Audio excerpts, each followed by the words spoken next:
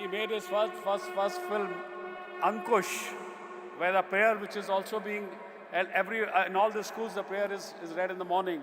इतनी शक्ति हमें देना दाता कि मन का विश्वास कम न हो. Thank you, sir. Sir, आगे. Can we have a round of applause for? Thank you, sir. Thank you so much.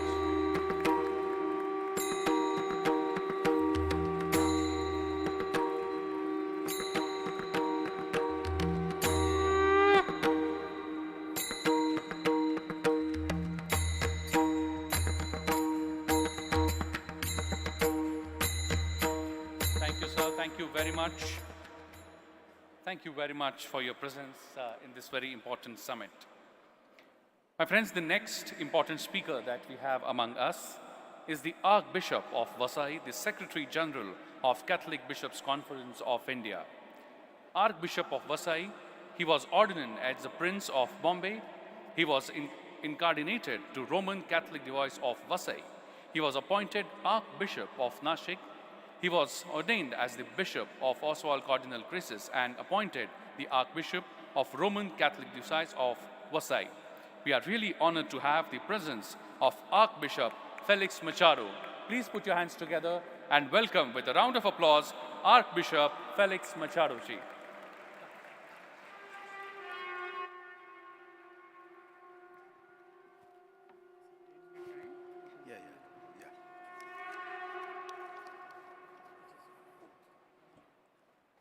I also would like to express my deep gratitude to someone whom I call my revered, in a way, guru for bringing people of all religions together.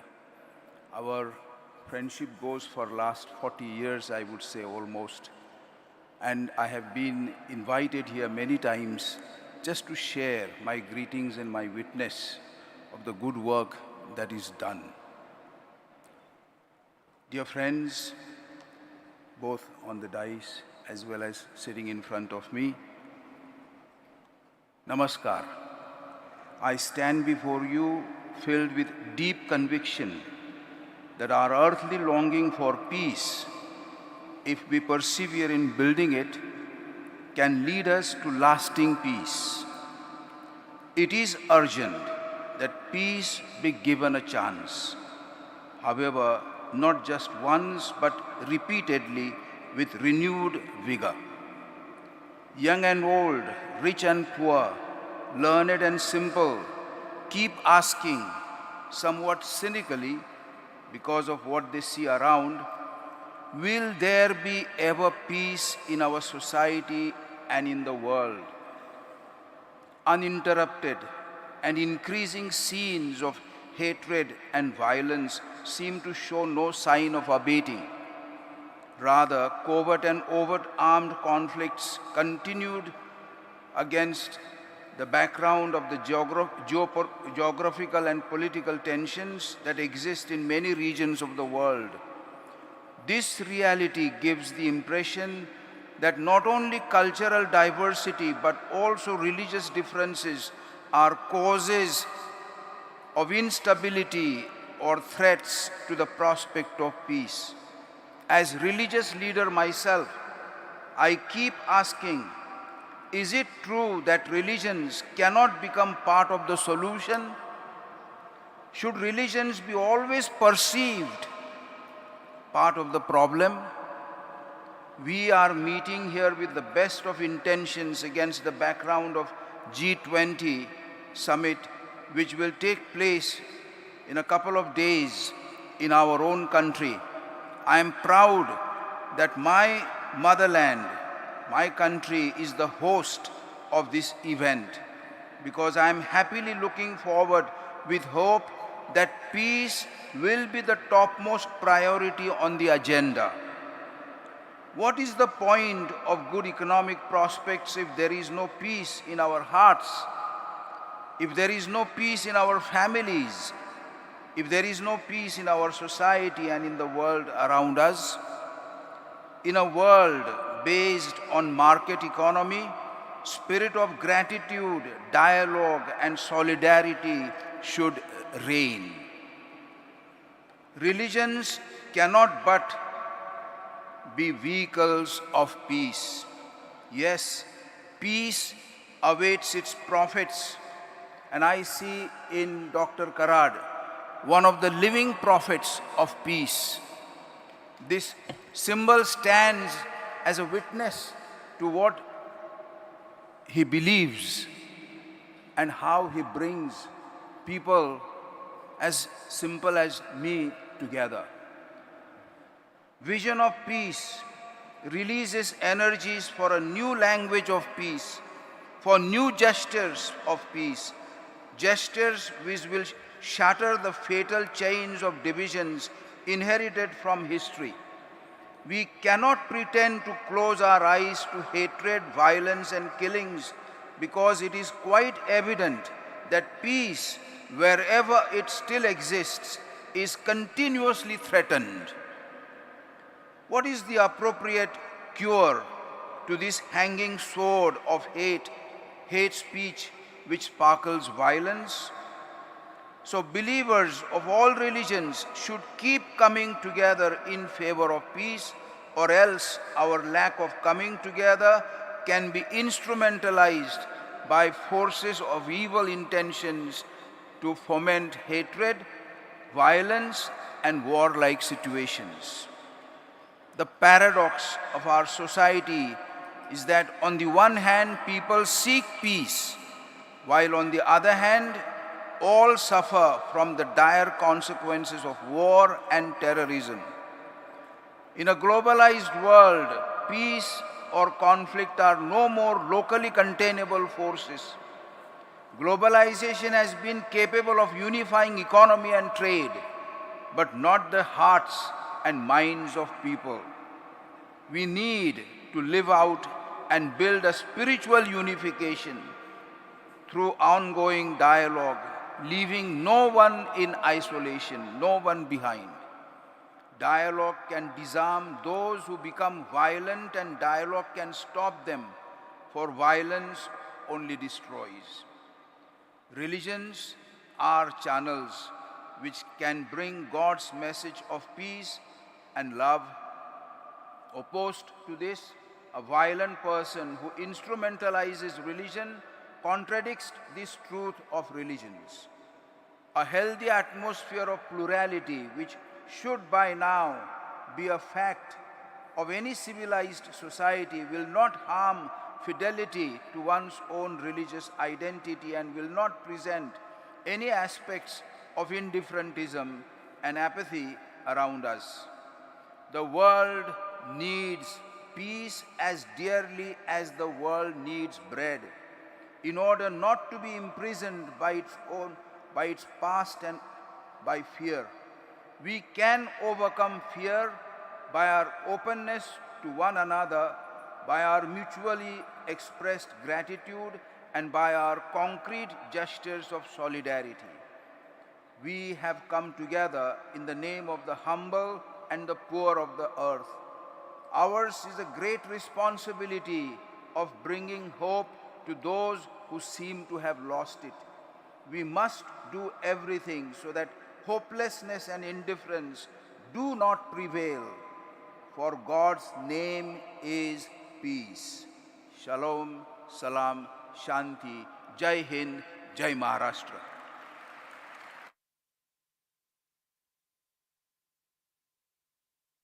Thank you very much, sir, for your words of wisdom.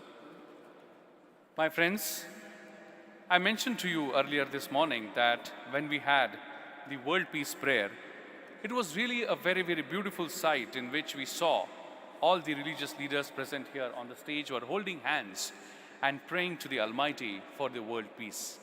And now, I'm going to invite our next special guest of this session, the spiritual leader of Muslims in Azerbaijan and member of Muslim Council of the Elders, spiritual leader Honorable Sheikh al-Islam Allah Shukur Parzadeh. My friends, he began his religious education in Lankaran and later pursued advanced studies in Uzbekistan, attending to the Mir-e-Arab Madrasa in Burkha and Tashkent State University, where he completed his religious education in 1975. Upon returning to Azerbaijan, he assumed several significant roles within the religious community, including acting secretary of Caucasus Muslim Office and leadership position at the Tazapir Mosque at Baku. In 1980, he was elected as the chairman of Caucasian Muslims Office and became Sheikh al-Islam, a position he had held for many years. Please put your hands together and welcome with a big round of applause, Sheikh al-Islam al-Shakur Parzadeh. Bismillahirrahmanirrahim. Alhamdulillah Rabbil Alameen. Vessalatu vesselamu ala seyyidina Muhammedin ve ala alihi ve ashabihi ecma'in. Uca Yaradanın adıyla mühterem Cenab Kol Dirham, mühterem Subhane Amrita Şuvari, Pananda Piri, Puri, değerli devlet, din, ilim ve içtimaiyet kadimleri. İlk növbədə Hindistanın G20 sədrliyi çərçivəsində 10-cu dinlərarası foruma dəvətə görə minnətdarlığımı ifadə edirəm. Bu forumunun iştirakçılarına Azərbaycan Respublikasının Prezidenti Cənab İlham Əliyevin salamlarını və Azərbaycan xalqının xeyir dualarını çatdırmaqdan şərəf duyuram. Allah Teala Kur'an-ı Şerif'te içerimizde yaxşılığa çağıran, xeyirli işler görmeyi buyuran ve pis əməllərdən çekindiren bir cemaat olmasını bize tavsiye etmiştir. Bugünkü görüşümüzde məhz bu amalla milyonlarla insanları temsil eden din xadimləri bir araya gelmişler.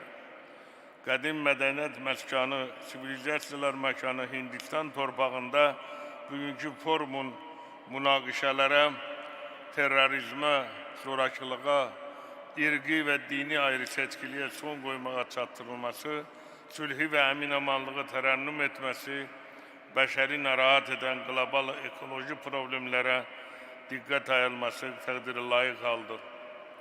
Hörmətli forum iştirakçıları, biz din xadimləri həmrəy olaraq dindən siyasi məqsədlərlə sui-istifadə hallarının, terrorun, nifrədə çağrışın, ksenofobiyanın bütün təzahürlərini dini məbədlərə və inanclı insanlara qarşı törədilən ekstremist hərəkətləri qətiyyətlə pisləməli, dini rəmzlərin, müqəddəsliklərin təhqir olunması hallarına qarşı etiraz səsimizi ucaltmalıyıq.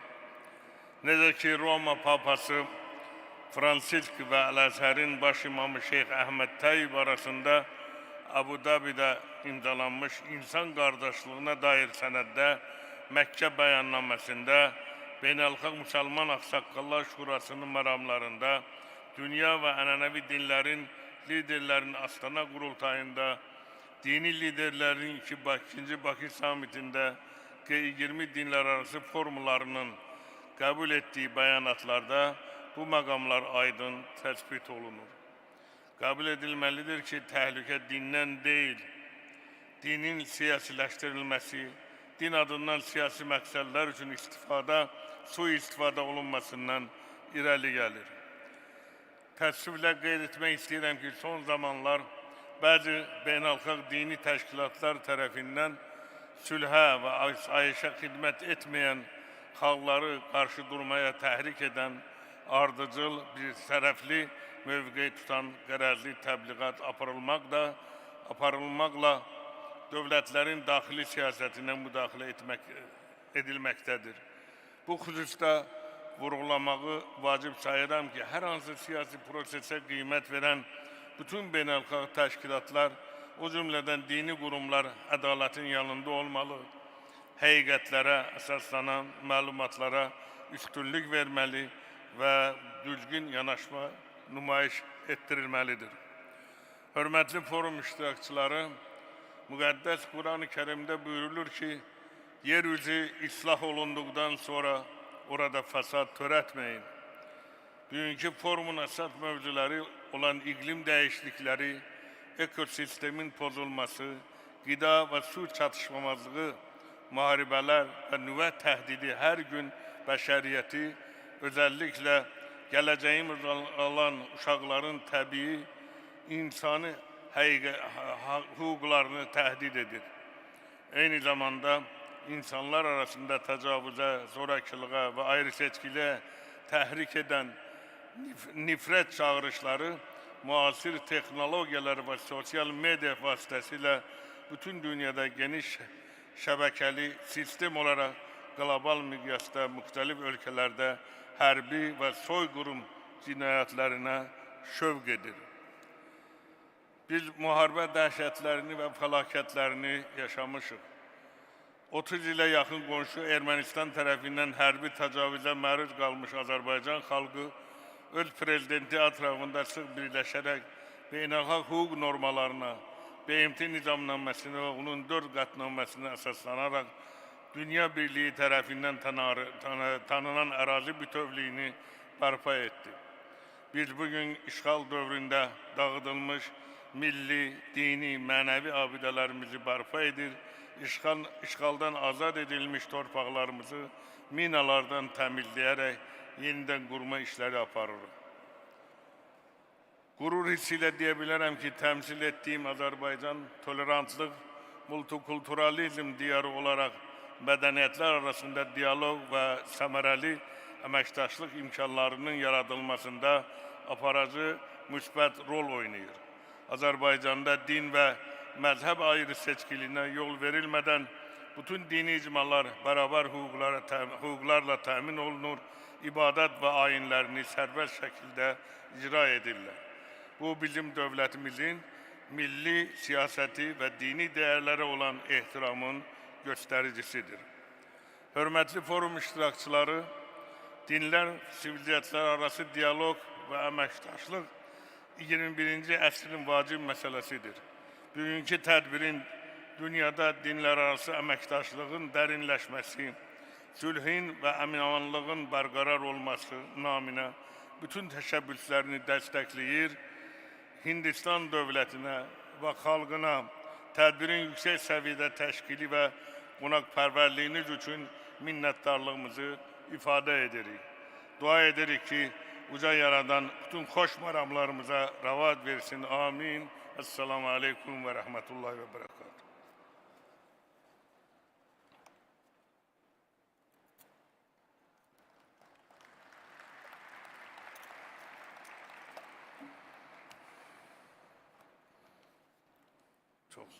Thank you very much, Sheikh al-Islam al-Dashur Parzadeh. Thank you very much for sharing your thoughts and words of wisdom with us. Now, we have yet another representation of Baha'i community on stage. Madam Marzia Dalal, I would like to request her to kindly address the gathering.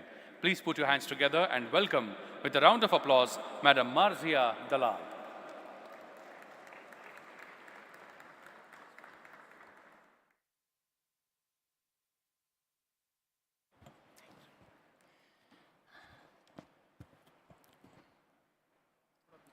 I hope I can be heard. Okay, thank you. On behalf of the Baha'i community of India, it's my honor to convey its regards and greetings to the organizers of today's forum and to all the distinguished guests who are present.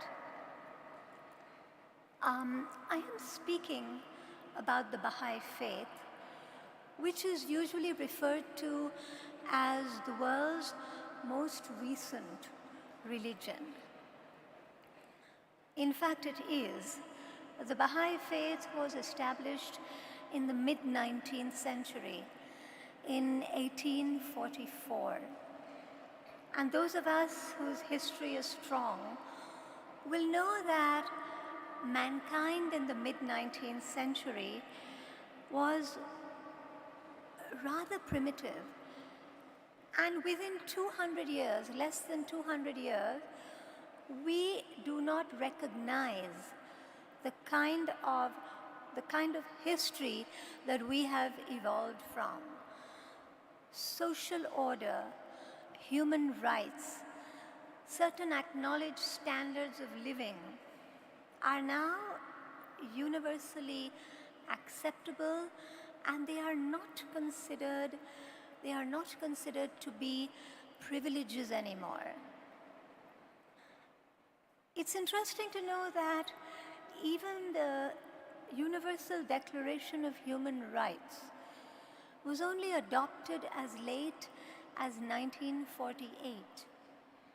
But since 1844, the Baha'i faith has been propounding principles and concepts which are a part of faith and religion that actually laid a very firm foundation for what we accept as normal human rights today. The Baha'i faith was founded by a messenger of God, Baha'u'llah. It's a title, and it means the glory of God. The Baha'i faith does not see itself as a separate or an isolated religion or movement. Rather, we see the Baha'i faith as a part of an age-long process of the spiritual enlightenment and education of mankind. This process, we believe, has come from the creator of the universe, God, who we look upon as our parent, our most loving parent. And he has sent down to us through recorded history and perhaps earlier, his message of guidance and education that has guided mankind to understand its reality. When I say reality, I'm actually referring to a reality that encompasses every aspect of the human being. And one of those that is least acknowledged or spoken about is man's spiritual reality. How would we, for instance, have come to have the faith and the conviction that life is not merely limited to this physical world alone? It is religions down the ages that have opened our mind to the fact that human beings are not just body, mind, and emotions. Human beings primarily are soul and spirit. And religion has taught us that this reality exists, that this reality is the core of being human as differentiated from animals and other living beings, and that this reality is destined to continue eternally. And it survives this mortal life. The principles of the Baha'i faith have been very forward-looking. Today, a lot of them have been accepted. But when we look back at the state of the world in the mid-19th century, only then can we truly appreciate the advances that have been made in terms of the principles that were established and given by Baha'u'llah at the time. The primary principle of the Baha'i faith is the unity of mankind. At a time when even the extent of our planet had not been fully discovered, the Baha'i community understood that it was created as a single entity, that mankind was one, always destined to be one. Indians are aware of the phrase Vasudeva Kutumbakam, which in a way has always turned our minds to the fact that mankind has a collective reality. This unity today is understood by the Baha'i faith not to be something that separates us, but which brings us together. And it brings us together despite all the many barriers that have been put up that try to divide us. Barriers of nationality, sadly barriers of religion, of birth, barriers of language spoken, barriers of belief. Of course, diversities exist. Diversities are good. Diversities allow the human race to progress, but diversities have to be subjugated to an understanding of our essential unity. And when we speak of unity, can we forget the one half of the human race that is not mentioned in the word mankind? And that's womankind, right? And so, amongst one of the most dramatic principles of the Baha'i faith in the mid-19th century was the proclamation that in this day and age, man and women were equal. Equality does not imply equality of roles. It is so clear that only the woman was created to be the mother, to be able to bear and give birth to the children. But the Baha'i principles very clearly separate status from position. And therefore, men and women have different roles in society, less and less so, one must say, but it does not affect the inherent equality of the races. For this to happen, we have to remove prejudices from society today, ingrained prejudices, many of which are hidden. But they damage the fabric of society. And Baha'i communities everywhere are seeking to become involved in the life of society and bring us closer to a true equality and understanding of what we were created to be and what we need to aspire to be. Since we are at this gathering, I wish to say a last few words about the harmony of science and religion. Religion would degenerate into superstition if it wasn't for the sound reasoning of science. And the Baha'i faith appeals to people everywhere that religious faith is sacred, but it becomes a positive practical force when it is linked to science and scientific principles and understanding. And I would like to close this brief address today by reciting for you a small prayer from the Baha'i writings on unity. O my God, unite the hearts of thy servants and reveal to them thy great purpose. May they follow thy commandments and abide in thy law. Help them, O God, in their endeavor and grant them strength to serve thee.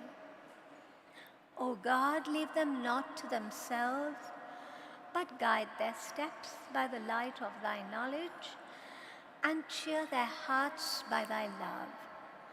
Verily, thou art their helper and their Lord. Thank you. Thank you very much, Madam Marzia Dalalji. Thank you very much for your words of wisdom.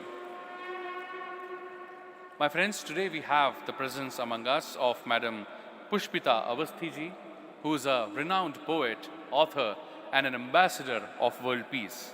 Recently, her book titled Ahimsa Swar, The Echo of Non-Violence, is published. I would like to request Shri Rahul V. Karat sir to kindly felicitate and welcome her on this prestigious stage of Interfaith G20 Summit. Please put your hands together and welcome with a round of applause Madam Pushpita Awasthi.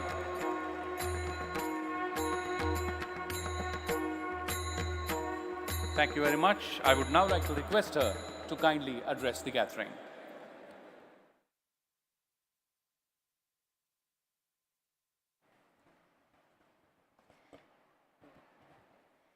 नमस्कार विश्व शांति के भक्तों और G20 के आराधकों, आप सब यहाँ एकत्रित जिस मिशन के लिए हैं, उस मिशन की शुरुआत जब ये वर्ल्ड पीस डोम बनना शुरू हुआ, उसके पहले से मुझे लगता है कि विश्व में G20 के लिए जो देश इससे पहले सक्रिय रहे हैं और भारत के बाद जो देश सक्रिय रहेंगे, उन सब की केंद्र स्थली पूना का ये वर्ल्ड पीस डोम बनेगा, क्योंकि G20 के जो गुणसूत्र हैं, जो आदर्श हैं, जो लक्ष्य है, उन लक्ष्यों को बताने के लिए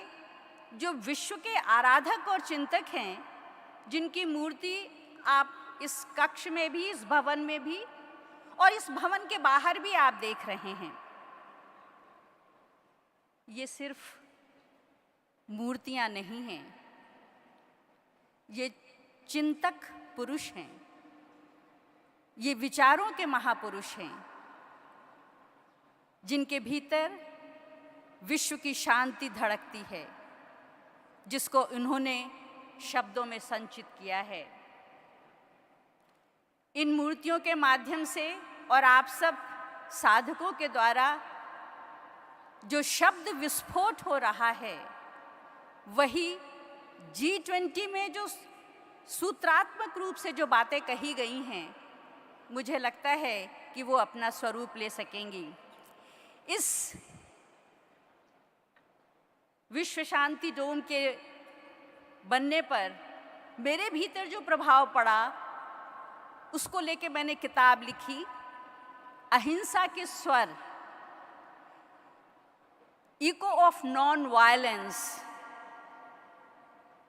इस इको ऑफ नॉन वायलेंस में heart beating of the non violence है, how to create in your heart the peace of heart beating.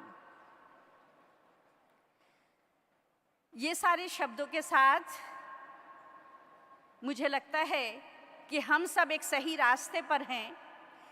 पिछले माह मोदी जी जब पेरिस में गेस्ट थे, अतिथि थे, तो वहाँ पेरिस के प्रेसिडेंट ने उनसे कहा और उन्होंने अपने वक्तव्य में कहा कि भारत के पास विश्व के विकास के सूत्र हैं, भारत के पास विश्व के विकास की है, कुंजी है।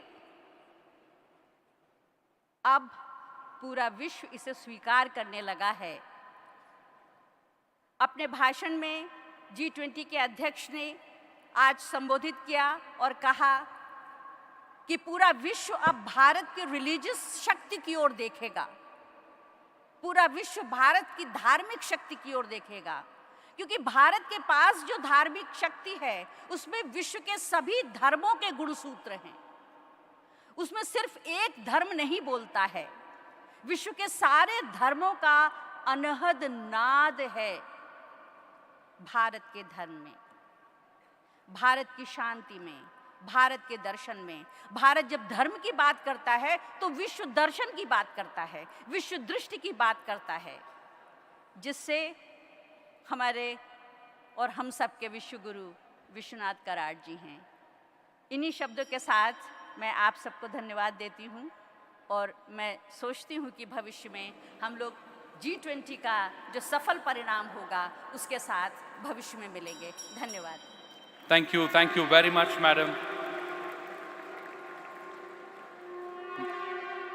With this, my friends, we are coming towards the conclusion of this inaugural session, but now it is time for you to pay a little more attention towards the next instructions. My friends, after this session from this hall, we all are going to get split in 4 different halls.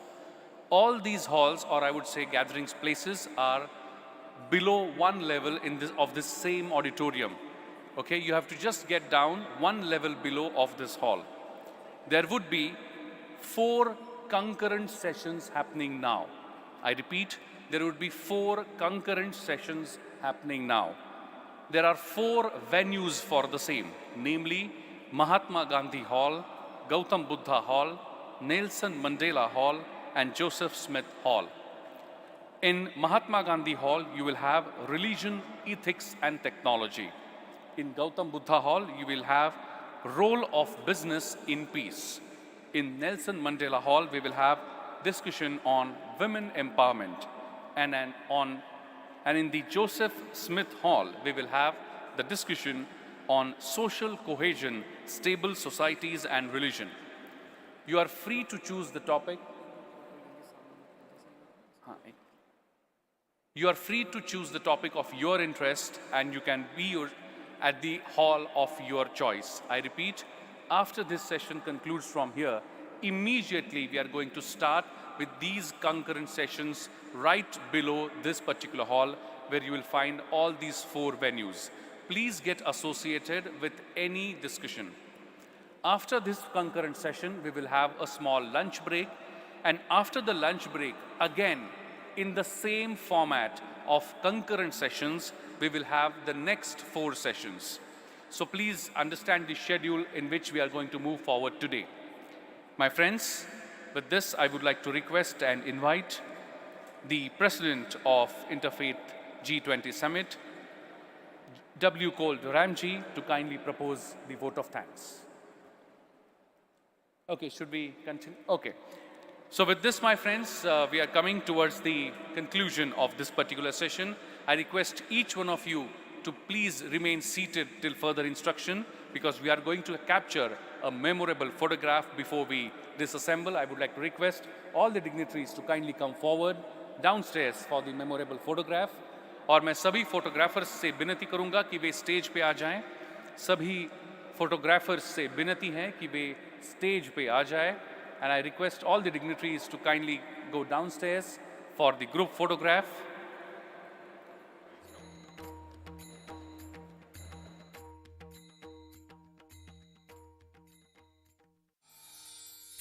All these are very, very important moments, historic moments, I would say. The dignitaries are getting down for the photograph. फोटोग्राफर्सना विनंती की त्यांनी वर यावं, स्टेजवर या. सर्व फोटोग्राफर्सनी स्टेजवर यावं.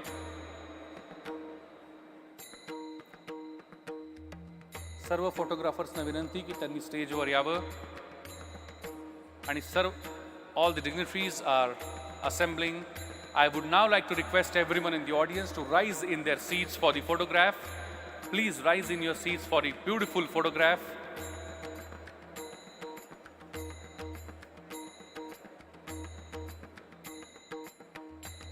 Let's get ready for the beautiful photograph of this inaugural session of Interfaith G20 Summit.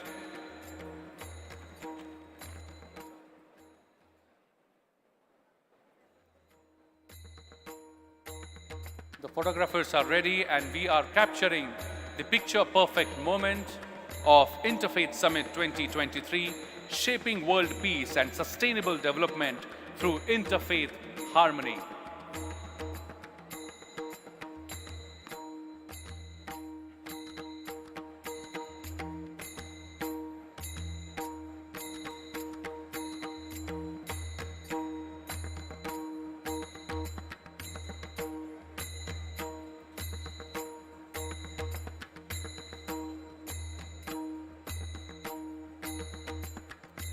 Such a beautiful moment from here on stage. Believe me, my friends, it's looking absolutely beautiful.